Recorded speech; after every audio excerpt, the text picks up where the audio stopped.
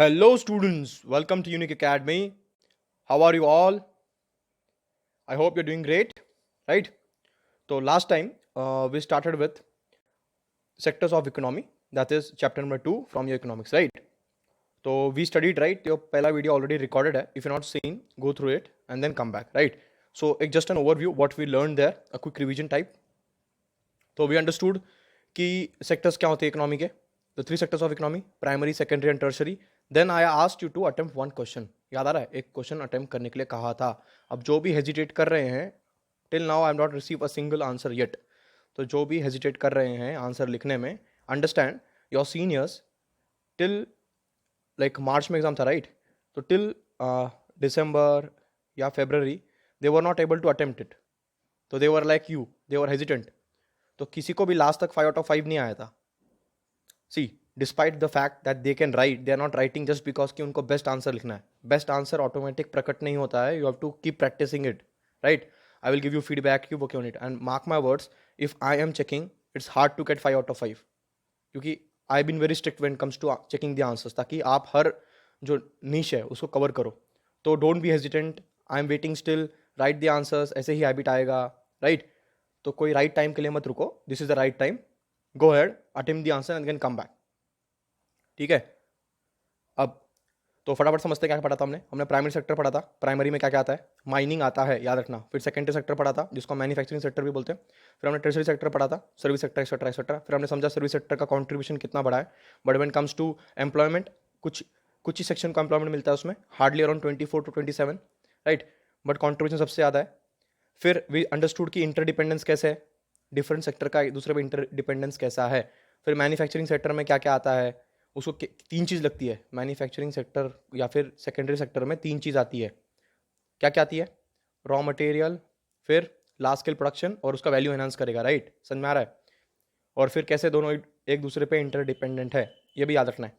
और एक एग्जांपल देता हूँ आपको. हाँ, पहले वो क्वेश्चन अटेम्प्ट कर लेना, ठीक है? फिर ही आई एम गोइंग टू से दिस, वरना फिर वो तो पूरा आंसर ही आ जाएगा. ठीक है? तो आगे बढ़ेंगे अभी, बस 1 मिनट देना. हाँ, तो देन वी अंडरस्टूड कि जीडीपी क्या होता है. तो in short we what we said कि जो भी जीडीपी, गुड्स जो भी उस कंट्री में प्रोड्यूस हो रहा है, मैन्युफैक्चर हो रहा है किसी कंट्री के टेरिटरी के अंदर, जैसे ये इंडिया है, ठीक है? अब इसके टेरिटरी के अंदर प्रोड्यूस होना चाहिए जो भी हो रहा है, ठीक है? थोड़ा इसको इग्नोर कर देना. तो जो भी हो रहा है इसके अंदर प्रोड्यूस होना चाहिए, ना कि इसके बाहर. जो इसके अंदर प्रोड्यूस हो रहा है वो गुड्स को हम ऐड करेंगे, प्लस सर्विसेज जो हमने प्रोवाइड की उसको ऐड करेंगे, जैसे बैंकिंग हो गया, टीचिंग हो गया, एक्सेट्रा एक्सेट्रा, सबको ऐड करेंगे. जो वैल्यू आएगा उसको लेंगे हम जीडीपी, राइट? अब जीडीपी को टोटल पॉपुलेशन से डिवाइड कर देंगे तो क्या मिलेगा? हाँ, बताना है क्या मिलेगा, ठीक है? चलो शुरू करते हैं अब और बढ़ते हैं आगे. फिर हमने देखा था सेक्टर्स को कितना कितना कॉन्ट्रीब्यूशन है. Then rising importance of service sector, क्या क्या इंपॉर्टेंस है और कैसे राइज हुआ. अब बढ़ते हैं हम आगे, और जहाँ पे हमने रुकाया था, अनएम्प्लॉयमेंट. थोड़ा ध्यान देना है, लास्ट टाइम बताया था, फटाक से इसको कवर करते हैं. So unemployment is what, when a person is willing to work at the prevailing wages rate, मतलब जितना पैसा मिल रहा है उसमें वो काम करने के लिए तैयार है, but he fails to get a job, it's called unemployment.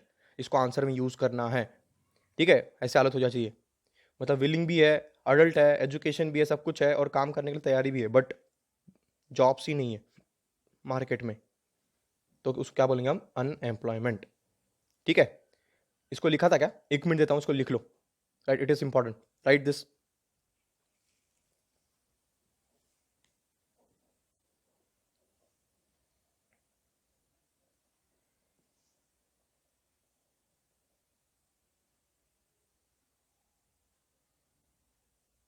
Utilize the time and write.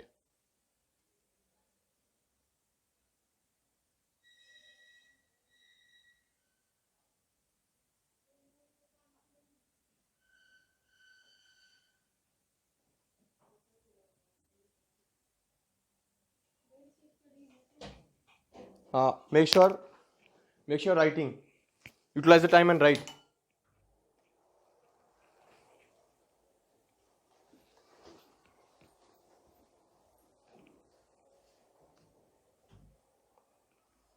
लिखिए होगा, राइट?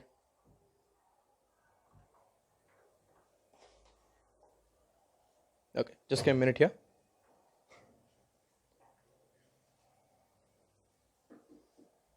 हाँ, तो बढ़ते हैं आगे. अब समझेंगे हम types of unemployment. So see they are broadly 5 type का अनएम्प्लॉयमेंट है, बट आप in a book only 2 type is given, तो हमें बस उतना ही समझना है, राइट? तो समझते हैं. पहला होता है सीजनल अनएम्प्लॉयमेंट. अभी सीजनल अनएम्प्लॉयमेंट मतलब क्या, कि जो भी वर्कर है या फिर जो लेबरर है, जो भी आदमी इसमें काम कर रहा है, जो भी एम्प्लॉई है, he is working on seasonal basis. For example fruit seller, right? अभी देखो फ्रूट सेलर का क्या होता है, हम एक स्पेसिफिक फ्रूट की बात कर रहे हैं. मतलब कि ये फ्रूट सेलर समझो, अभी मैंगो का सीजन तो मैंगो बेचेगा, फिर मैंगो का सीजन चले जाएगा तो वाटरमेलन लाएगा, उसके बाद कुछ और आएगा, लीची एक्सेट्रा, तो साइकिल चलता रहेगा. But if in case he is only selling mangoes, तो उसको जब तक नेक्स्ट मैंगोज नहीं आता तब तक तो ही इज अनएम्प्लॉयड, राइट? फिर farming, farming is also kind of unemployment, seasonal unemployment. How? अगर मानसून नहीं आएगा तो he can't, they are not able to work.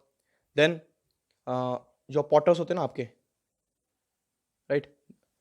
Potter's को कब आता है? दिवाली में दे आर नीडेड, राइट? उसके पहले और फिर बाद में समर में, उसके बीच में तो उनको कुछ काम नहीं मिलता, right? Is called seasonal unemployment. So the unemployment which generates due to the variation in the season is called seasonal unemployment. Example देख लेना, फ्रूट सेलर एक्सेट्रा.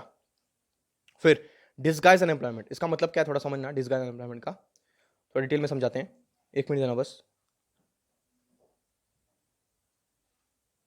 हाँ, अब फोकस हियर. डिस्गाइज अनएम्प्लॉयमेंट किसको बोलते हैं? See suppose this is your farm. अब इसमें अगर 10 आदमी काम करे, इफ 10 men वर्क, इसका आउटपुट जो है वो 100 आता है, ठीक है? अब जगह इतना ही है, इतने आदमी इसमें काम कर सकते हैं, आउटपुट इतना ही आना है 100. अब इसको मैं बढ़ा दूं, इफ आई इंक्रीज दिस, जो वर्कर्स है उनको बढ़ा दूं और इसको 15 करूं, तो भी आउटपुट 100 ही आएगा. अब मैं इसको और बढ़ा दूं, इसको मैं 20 भी कर दूं, तो भी आउटपुट 100 ही आ रहा है. मतलब क्या आ रहा है कि वर्कर्स बढ़ाने से आउटपुट नहीं बढ़ रहा, आउटपुट स्टेबल है. क्या है? आउटपुट स्टेबल है. तो ऐसे एम्प्लॉयमेंट को हम बोलते हैं डिस्गाइज. एक डिस्गाइज है, राइट? अभी एग्जांपल किसका है? फार्मिंग का. ठीक है, पूरी फैमिली लगी हुई है, दे आर लाइक पूरा जॉइंट फैमिली साथ में आके काम कर रहा है, पर फिर भी आउटपुट उतना ही आ रहा है, आउटपुट इज फिक्स्ड. तो जब आपके वर्कर का इनपुट बढ़ने के बाद भी आपका आउटपुट में कोई चेंज नहीं आ रहा है, तब उसको हम बोलेंगे डिस्गाइज अनएम्प्लॉयमेंट. Example farming. तो इंडिया में farming is like the disguise type of unemployment. लिखो इसको, take a minute and write this.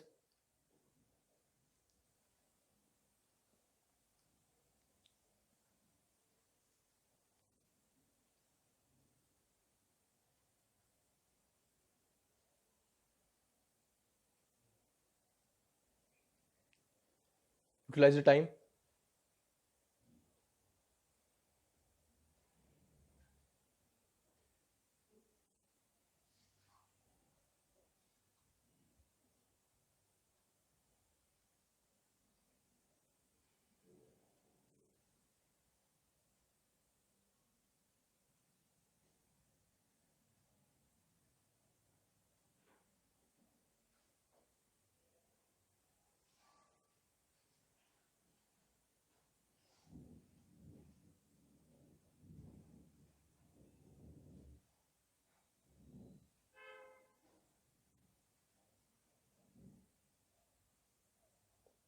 चलो लिख लिया होगा, राइट? तो इसको करते हैं रब और बढ़ते हैं आगे. अब इसको समझते हैं हमने यहाँ पे क्या लिखा था. सो कलर थोड़ा चेंज कर लेते हैं. when when more people are working than required it is called disguised unemployment. तो देखो यहाँ पे बहुत कंसाइज में बताया है, इतना कुछ डिटेल में नहीं है यहाँ पे, तो वहाँ पे मैंने आपको समझा दिया था, तो वहाँ पे लिख देना, राइट? तो 2 टाइप के अनएम्प्लॉयमेंट हमने समझे, तो सीजनल अनएम्प्लॉयमेंट है, दूसरा डिस्गाइज अनएम्प्लॉयमेंट है. ये कहाँ पे यूज़ कर सकते हो आप? कि जब आपको इश्यूज बताने होंगे कि सेक्टर्स में इश्यूज क्या क्या है, फार्मिंग सेक्टर में क्या क्या इश्यूज है, तब आप ये सब आंसर में यूज़ कर सकते हो. These are called the keywords, right? तब ये काम आएगा. अब बढ़ते हैं आगे. जिसके मिनट या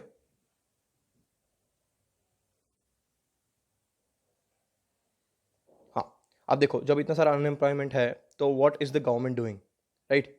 उनको कुछ ना कुछ तो स्टेप्स लेने पड़ेंगे ताकि कुछ ना कुछ जॉब्स बढ़े, डिमांड बढ़े, राइट? देखो जॉब्स कब आएंगे? जब मार्केट में डिमांड होगा.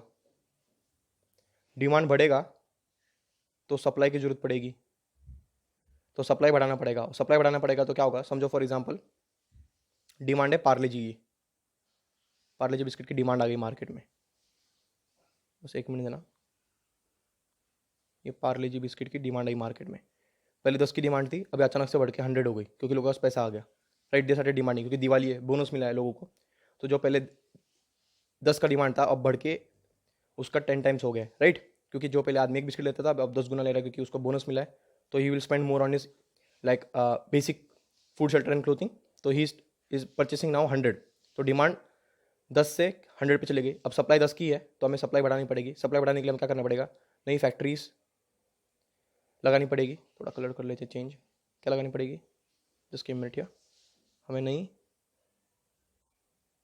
फैक्ट्रीज लगानी पड़ेगी। अब फैक्ट्रीज लगाएंगे तो क्या होगा? वहाँ पे हमको नए वर्कर्स लगेंगे जो मशीन को चला सके। और वर्कर्स को हायर करेंगे, मतलब क्या होगा कि वो इस सप्लाई को मैच कर लेंगे। अगर डिमांड 100 का है और सप्लाई 10 का है, तो ये बढ़ के क्या होगा, फिर ये भी 100 हो जाएगा और डिमांड सप्लाई दोनों इक्विलिब्रियम में आ जाएगा। तो जॉब्स बढ़ाने के लिए क्या करना पड़ेगा आपको? मार्केट में डिमांड बढ़ाना पड़ेगा। जब डिमांड बढ़ेगा तो सप्लाई की नीड बढ़ेगी, सप्लाई की नीड लगेगी, तो we will have to hire more workers, और ऐसा फिर हमारा इकोनॉमी का साइकिल चल पड़ेगा। इतना क्लियर है? तो ये एक वे है how you can increase the demand. अब बात समझो कि ये तो जॉब्स की बात है ना, जॉब्स कैसे क्रिएट करेंगे। बट अगर फिर भी जॉब्स क्रिएट नहीं हो रहे, तो we have a provision of right to work in India. This a right to work. Right, ये राइट टू वर्क प्रोविजन के अंदर क्या है? जो भी अनएम्प्लॉयड है उनके लिए बेसिक सर्वाइवल के लिए राइट टू वर्क नाम की चीज़ है, जिसको हम बोलते हैं MNREGA. Mahatma Gandhi National Rural Employment Guarantee Act, इसको याद रखना, मनरेगा एक्ट ऑफ 2005। इसके अंदर क्या प्रोविजन है? इसके अंदर ये प्रोविजन है कि रूरल एरिया के अंदर एनी अडल्ट को 100 डेज ऑफ एम्प्लॉयमेंट मिनिमम, याद रखना यहाँ पे मिनिमम मिस हो गया, मिनिमम 100 डेज ऑफ एम्प्लॉयमेंट मिलेगा। अगर नहीं मिला तो you will get unemployment allowance. अगर नहीं मिला तो क्या मिलेगा उसको? Unemployment allowance. अब बात समझना है कि यहाँ पे कौन सा काम मिलेगा। It's it's unskilled. Right, skilled काम नहीं होगा, या ना फिर सेमी स्किल्ड काम होगा। मतलब कि देखो, सेमी स्किल्ड और स्किल्ड को तो कहीं ना कहीं पे काम मिल जाता है ना। चैलेंजेस विद द अनस्किल्ड, उनके पास कोई स्किल नहीं है, तो उनके लिए बेसिकली प्रोविजन है। बाकी को भी काम मिल सकता है, but specially focused on unskilled. ठीक है, तो एक मिनट देता हूँ। This will help you in answer writing. Right, कि how we can increase the informal sectors, और how we can create jobs, what is the provision taken by government, etcetera etcetera. अगर कुछ कहीं पे कुछ पूछ ले तो then you can write this, you have a provision for right to work etcetera. ठीक है, उसके अंदर कितने डिस्ट्रिक्ट आते हैं ये सब याद रखने की जरूरत नहीं है। बस इतना याद रखना, मनरेगा एक्ट है, 2005 में आया था। उसके अंदर 100 डेज का एम्प्लॉयमेंट की गारंटी दी है। अगर नहीं मिला जॉब तो you will be given unemployment allowances, और ये अनस्किल्ड को देते, अनस्किल्ड को केटर करता है, जैसे कि जो फार्मिंग एक्सेट्रा से आते हैं, जैसे कि ये जैसे काम मिलते हैं उनको करने के लिए। ठीक है, तो बेस्ट है। एक मिनट देता हूँ उसको, आराम से लिख लो। ठीक है, टाइम एंड राइट दिस।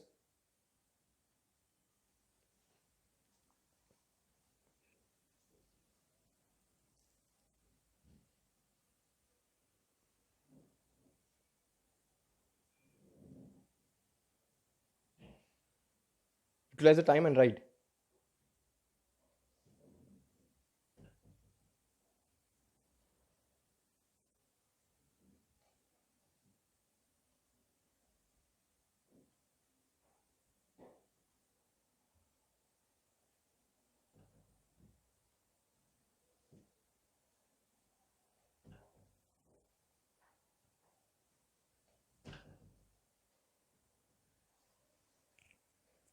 हाँ, लिखना है।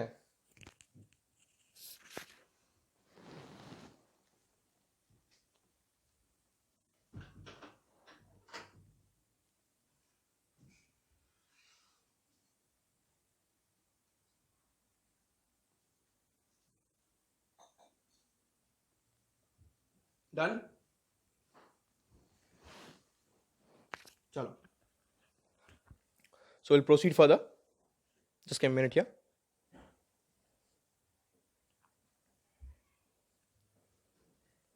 हाँ, तो बढ़ते हैं आगे।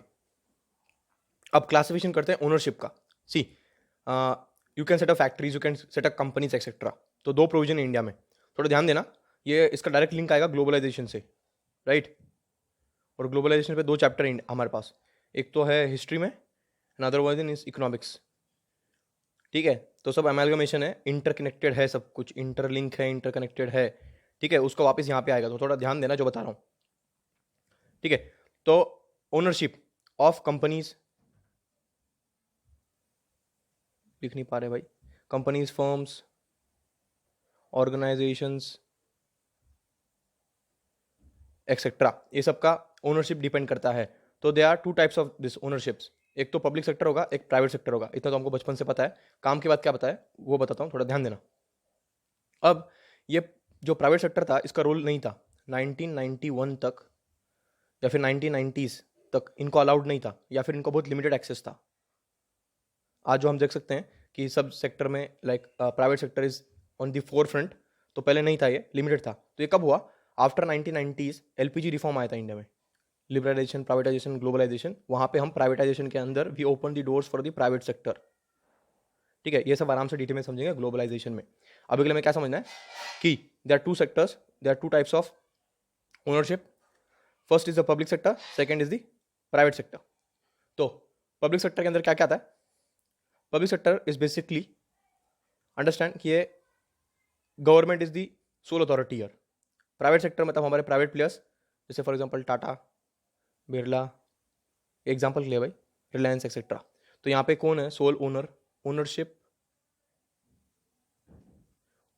प्लस कंट्रोल या फिर मैनेजमेंट, थोड़ा शॉर्ट फॉर्म में लिखेंगे मैनेजमेंट, सब कुछ किसके पास होगा? गवर्नमेंट के पास होगा। और देखो पब्लिक सेक्टर मतलब तब होता है जब उसके पास more than 51% of the shares होते हैं। तो हमारे लिए इंपॉर्टेंट नहीं है, बस इतना समझना कि यहाँ पे मेन करता कौन है? गवर्नमेंट है, जिनका ओनरशिप भी है, मैनेजमेंट भी है। दोनों कौन हैंडल करेगा? गवर्नमेंट। प्राइवेट सेक्टर में क्या होगा? टाटा बिरला, इनका क्या होगा? दोनों इनके पास होगा यहाँ का ओनरशिप प्लस मैनेजमेंट, ये संभालेंगे। ठीक है, अब दोनों भी साथ में आ सकते हैं, जिसको हम बोलते हैं जॉइंट वेंचर, जेवीयू जिसको बोलते हैं, पर हम वो बाद में समझेंगे। ठीक है, अभी के लिए बस हमें इतना ही समझना है। अब देखो थोड़ा ध्यान देना है कि पब्लिक सेक्टर मतलब क्या होगा? गवर्नमेंट का मेन रोल होगा। और गवर्नमेंट कोई भी काम क्यों करती है? For the welfare. Welfare of home? Masses या फिर सिटीजन। इनका मेन मेन एम क्या होगा? वेलफेयर। किसका? लोगों का, सिटीजन का वेलफेयर हो। प्राइवेट सेक्टर का पी से प्राइवेट। ठीक है, तो प्राइवेट का मेन एम क्या होगा? प्रॉफिट। टाटा मतलब टाटा छोड़ो तो एक बार, रिलायंस वगैरह तब तक काम नहीं करेंगे जब तक उनको प्रॉफिट नहीं मिल रहा। प्रॉफिट मिलेगा तो ही काम करेंगे, वरना दे वोंट वर्क। एग्जाम्पल, अगर एप्पल यहाँ पे आएगा, एप्पल विल ओनली सेल जब उसका सेल्स बढ़ रहा है, यहाँ पे जब उसको ऐसा पैसा मिल रहा है। उसको सोशल वर्क करने के लिए बोले तो भी दे आर हेजिटेंट, राइट? तो कभी बाद में समझेंगे, अभी के लिए क्या समझना है? प्राइवेट सेक्टर का मेन एम क्या होगा? प्रॉफिट। वेलफेयर हो रहा है नहीं, उनको नहीं पड़ी। तो क्लासिफिकेशन हमने समझा based on ownership. First is the public sector, second is the private sector. Are we clear? एक मिनट देता हूँ, आराम से लिख लो। गवर्नमेंट के पास ओनरशिप और कंट्रोल राइट्स होंगे, उनका मेन एम होगा वेलफेयर ऑफ होम? मासेस। यहाँ पे इनका क्या? क्योंकि इनके पास बड़ी बड़ी बातें ना, liberty, equality, fraternity, justice etcetera, इस पर हम बिलीव करते हैं, हमारे प्रेमबल में लिखा है, इसलिए कभी आराम से समझाएंगे। और प्राइवेट सेक्टर में क्या है? प्रॉफिट उनका मेन मोटिव होगा। प्रॉफिट नहीं मिलेगा तो दे वोंट वर्क, राइट? और इनका कोई सोशल कॉज नहीं है यहाँ पे। तो एक मिनट देता हूँ, राइट दिस, बी क्विक।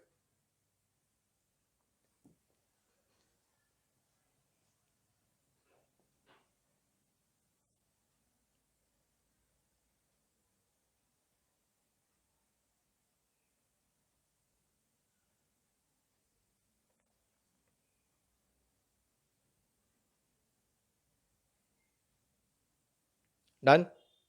चलो लिख लिया होगा, राइट? तो विल प्रोसीड फर्दर और एग्जाम्पल के साथ समझते हैं।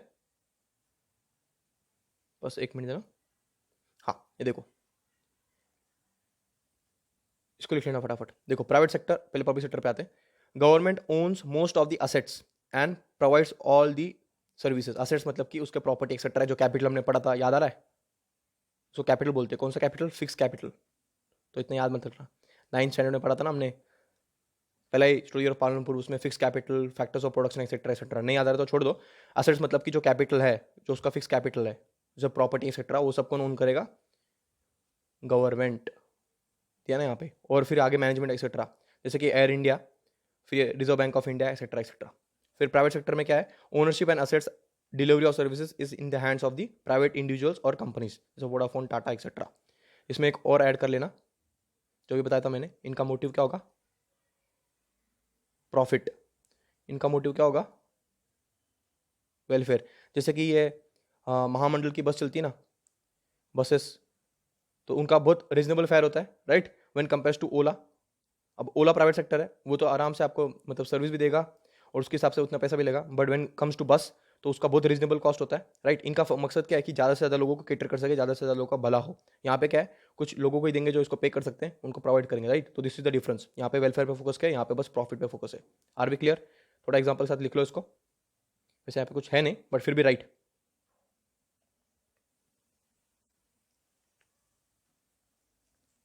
Utilise the time and write, right.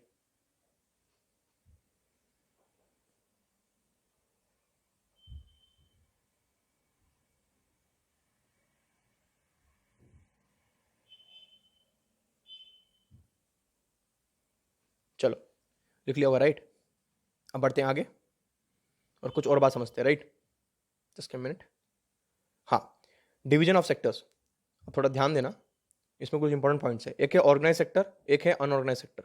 देखो, ऑर्गेनाइज सेक्टर मतलब क्या कि जो, पहले बात तो समझना कि गवर्नमेंट के अंडर कोई ना कोई रूल्स में रजिस्टर्ड हो, उसका ऑर्गेनाइजेशन, ठीक है, लिख दिया बराबर, ठीक है, ई आर है, उसका ऑर्गेनाइजेशन रजिस्टर्ड हो अंडर कंपनीज लॉ, या फिर कोई सोसाइटी के अंदर रजिस्टर हो, ताकि क्या हो, गवर्नमेंट के पास, उसके पास पावर हो उसको इंस्पेक्शन का, राइट। और जब वहाँ पे गवर्नमेंट के कंपनी के लॉ के अंदर, सोसाइटी के अंदर रजिस्टर हो, तो वहाँ पे क्या होंगे, कुछ ना कुछ लॉज होंगे जो उनको फॉलो करना पड़ेगा। जैसे कि उनको प्रॉपर वर्क कंडीशन दे, उनको वीक ऑफ्स दे, फिक्स सैलरी दे, कुछ इशूज़ हो तो union, they can form union etcetera, right. और कुछ वेर एंड टेयर होगा तो they can go in the law, मतलब कोर्ट हाउस, कोर्ट में आ सकते हैं ना भाई, हमारे साथ ये गलत हुआ, एक्सेट्रा एक्सेट्रा। तो ऑर्गेनाइज सेक्टर में आएंगे, जैसे आईटी पार्क्स हो गए, आईटी पार्क्स के लोग, राइट। फिर हमारे वर्कर्स एक्सेट्रा। तो this are come in the organise sector, जो गवर्नमेंट के पास रजिस्टर होते हैं। इतना क्लियर है? अब इसको लिख लो फटाफट, शॉर्ट में लिखना है, क्या क्या बताए हुए आगे। शायद मैंने टेबल लगाया है, पर इन केस तो भी लिख लो ये। मैं यहाँ से जाता हूँ तो यू कैन फोकस।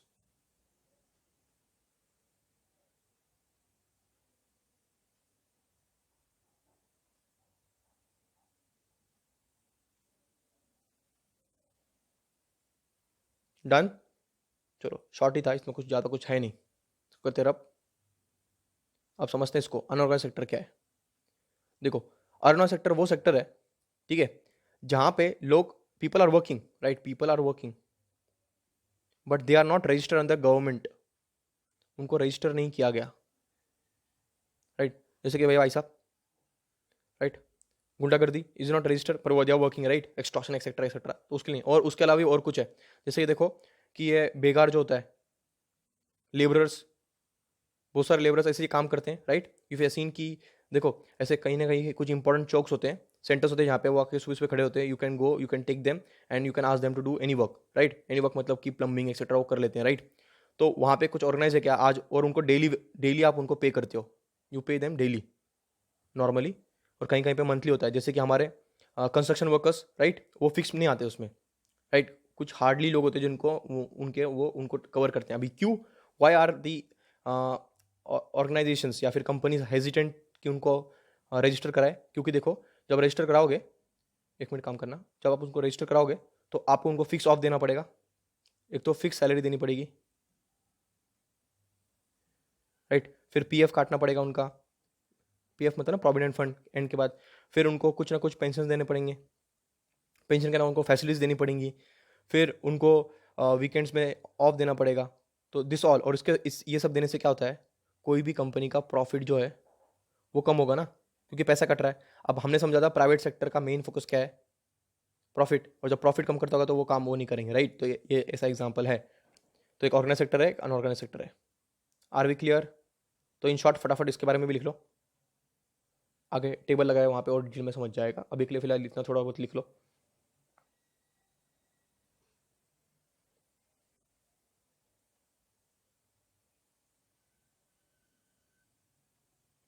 डन। चलो आगे बढ़ेंगे, जस्ट ए मिनट या। अब देखो यहाँ आराम से बताया, समझते सब इसके बारे में। इसमें क्वेश्चन आता है तो ध्यान देना है।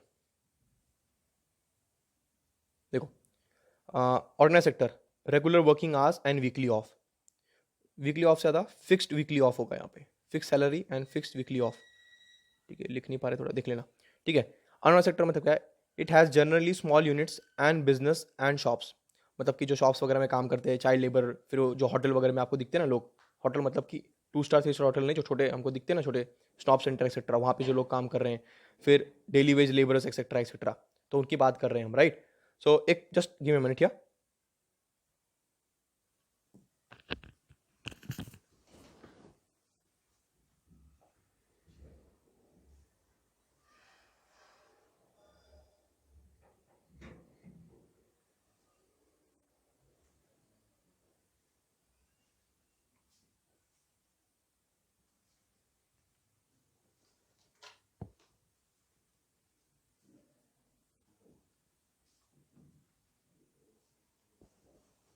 चल, तो विल कंटिन्यू फर्दर।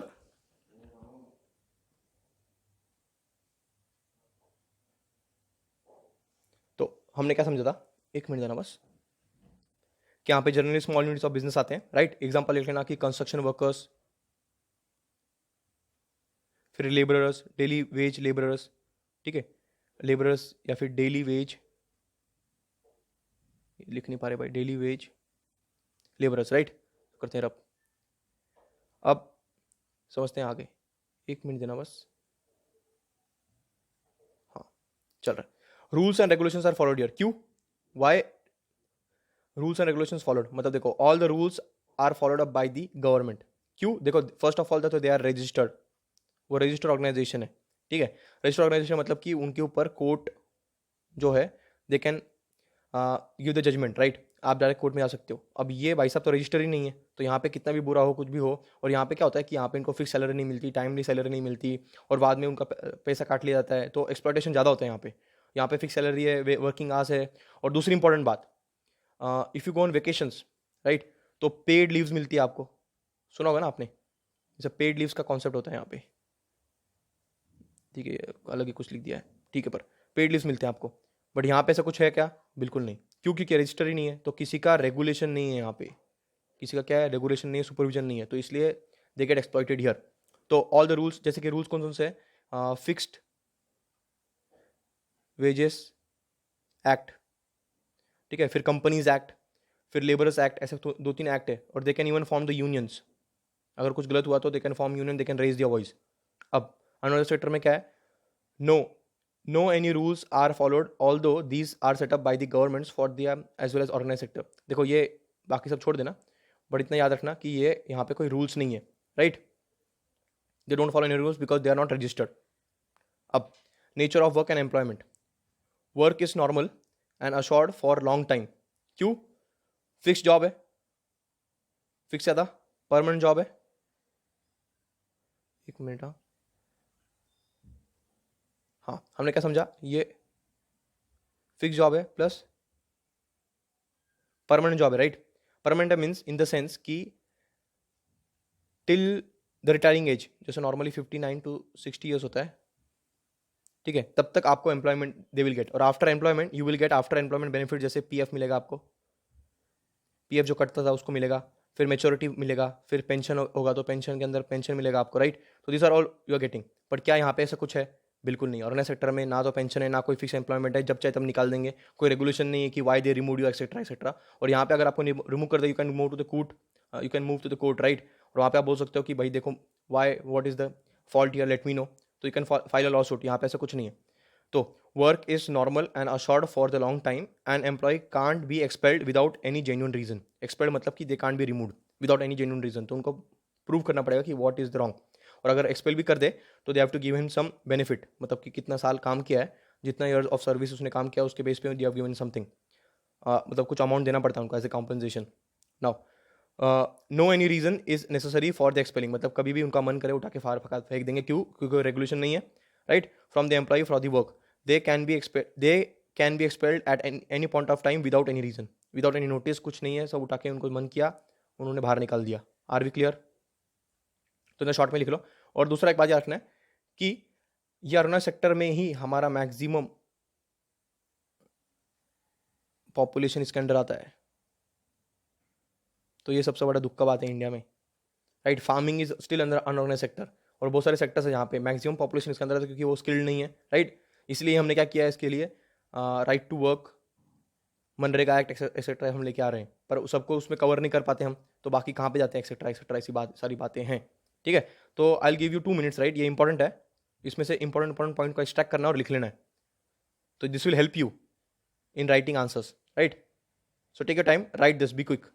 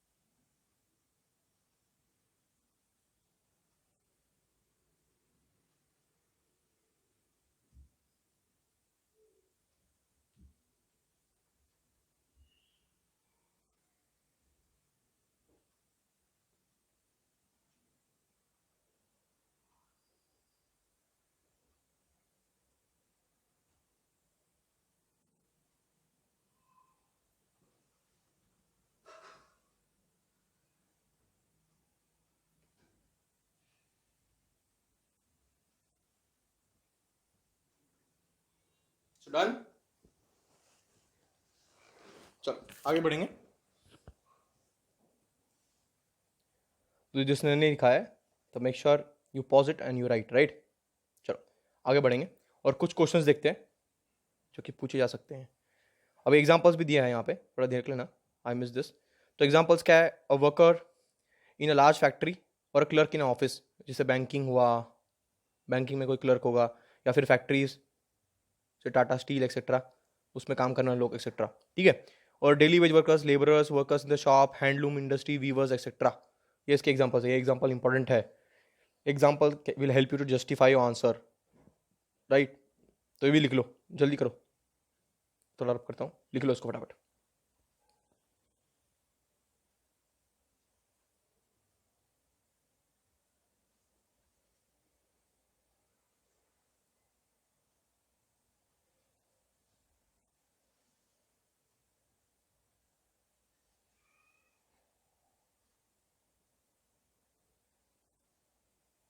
डन.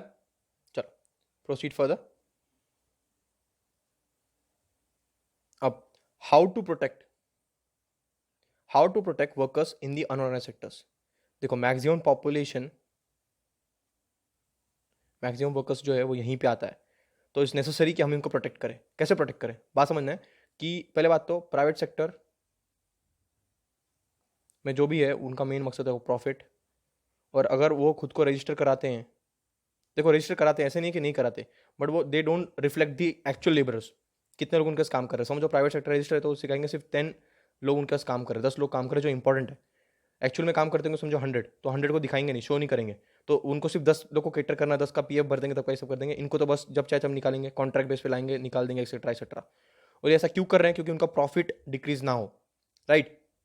तो द क्वेश्चन वुड बी, ये पूछा हुआ है सीबीएसई ने कि हाउ टू प्रोटेक्ट, ये आपको खुद सोचना है, how to protect workers in the organise sector, in the unorganise sector. याद रखना अनऑर्गेनाइज सेक्टर में क्या क्या कर सकते हैं, क्या क्या प्रोविजन है, हम ऐसे क्या मोटिवेट कर सकते हैं कि हम उनको ला सकें, राइट. कुछ तो एक हेल्पिंग हैंड देना पड़ेगा गवर्नमेंट को भी, ताकि प्राइवेट सेक्टर भी साथ में आए और हम ओवरऑल इसको हेल्प कर पाए. ठीक है. थोड़ा सोचना है इसके बारे में. और ये सेकंड क्वेश्चन है पूछा हुआ. फर्स्ट क्वेश्चन था कि how are the different sectors interdependent, right. Primary sector, secondary sector और टर्शरी सेक्टर कैसे इंटरडिपेंडेंट है, और how we can increase the employment, right. How we can increase the employment in primary sector. ये first question पूछा था. Second question is how to protect the workers in the organise sector, unorganise sector. तो अभी देखो organise unorganised क्या होता है, और वो क्यों नहीं कर रहे हैं, क्यों करना चाहिए, व्हाट आर द प्रोविजंस, और हमें इनको प्रोटेक्ट क्यों करना चाहिए. समझो बात को, वर्कर्स को प्रोटेक्ट क्यों करना है आपको, क्योंकि समझो बात को कि वर्कर्स का जो लाइफ है, right, they can see they have a limitation, right. They can only work till 60. उसके बाद तो उनका एफिशिएंसी, प्रोडक्टिविटी वो डिक्रीज होगा ना, राइट. और हमने पढ़ा था कि ये अगर आप सिर्फ इनको जब ये काम कर रहे हैं, इनको पैसा दे रहे हो, तो ये सिर्फ ग्रोथ की बात हो रही है. उन्होंने जीडीपी में कंट्रीब्यूट किया था, राइट. अब हमारा काम क्या है कि जब वो 60 के बाद जब उनका रिटायर हो तो वी हैव द कंपल्शन कि उनको हम कुछ ना कुछ तो बेनिफिट देना. बेनिफिट की बात, क्योंकि उन्होंने उनका जो उनका एज था उसमें उन्होंने प्रोडक्टिविटी काम किया था, उन्होंने उनका मेहनत किया था, राइट. तो we have to provide them some pension. कुछ पीएफ देना पड़ेगा, कुछ पेंशन देना पड़ेगा, राइट, ताकि वो क्या कर सके, उनके जो ओल्ड एज में उनको हेल्प करे। तो इसके लिए हमें कुछ ना कुछ करना पड़ेगा, राइट। तो तभी हम बोल सकते हैं कि we are heading towards development. याद आ रहा है ना, इसको लिंक करना है, सस्टेनेबल डेवलपमेंट याद आ रहा है, सबका इंक्लूसिव होना चाहिए, ग्रोथ, ये सब बातें याद आ रही है क्या? तो ये सब यहाँ पे चिपकाना है। तो क्या क्या है, व्हाट यू कैन डू, तो डेवलप अ फ्रेमवर्क, राइट, ये सिंपल है, यू कैन इजीली राइट की what all provisions you can do. तो मैं आई एम एक्सपेक्टिंग कि ये दोनों आंसर्स आप लिख के भेजोगे। Don't hesitate, I repeat, don't hesitate, कोई आंसर वेस्ट नहीं होता, राइट। लिखने से ही आंसर लिख पाओगे, ठीक है, ये ऐसे ही होता है भाई। हेजिटेट नहीं करना है, लिखना है, प्रैक्टिस एंड प्रैक्टिस, ठीक है। जब तक प्रैक्टिस नहीं करते रहोगे 5 आउट ऑफ 5 नहीं आ रहा, ठीक है। इसमें भी बहुत कुछ करना पड़ता है। अब कॉन्सेप्ट्स क्लियर हो रहे हैं तो pull up last years previous years questions के बैंक रखो घर में, राइट। कोई भी ब्रांड के साथ मत जाना, सीबीएसई की वेबसाइट पे जाना या फिर ऑनलाइन चले जाना, उसको प्रीवियस ईयर क्वेश्चन पेपर्स डाल देना, तो you will get at least 5 years के पेपर लेना। वहाँ से ऐसे क्वेश्चंस पुल अप करो जो पूछे हुए हैं और try to attempt it. Simple question पूछता है सीबीएसई, सिंपल क्वेश्चन पूछता है, जस्ट जर्नलिस्ट अप्रोच होता है। और ये बार भी पूछा था ये सब सेक्टर्स ऑफ अनऑनर सेक्टर पे भी क्वेश्चन पूछा था, informal sector, formal sector, etcetera. तो ये इनफॉर्मल फॉर्मल भी इन्हीं को बोलते हैं, ठीक है, ये मिस कर दिया शायद मैंने। तो एक फॉर्मल सेक्टर होता है और एक इनफॉर्मल सेक्टर होता है। तो फॉर्मल सेक्टर मतलब हमारा ऑर्गेनाइज सेक्टर है, फॉर्मल सेक्टर मतलब हमारा ऑर्गेनाइज सेक्टर है, और इनफॉर्मल मतलब हमारा अनऑर्गेनाइज सेक्टर है, ठीक है, जो कि किसी कोई फॉर्मल लॉज के अंडर नहीं आता। Are we clear? ठीक है। तो I am expecting you will write this answer and get back to me, right. तो मिलते हैं फिर जल्दी। और जब तक आंसर नहीं आ रहा, आई एम नॉट मैं मॉडल आंसर्स क्या होगा, I am not saying this, तो make sure you writing this, right, और then we can come back and we can discuss the answers. चलो, तो we will meet next time. तो next time देखते हैं कौन सा चैप्टर शुरू करते हैं हम। If in case you want me to cover something preferably first, so WhatsApp है, वहाँ पे text me, so I will work on it, right. तो इंक्लूसिव होना चाहिए, सबका उसमें आना चाहिए वो, राइट, किसी एक का स्पेसिफिक हम नहीं कैटर कर पाएंगे, टाइम कंस्टेंट, राइट। चलो, विल कैच यू लेटर। तो stay home, stay safe, bye bye.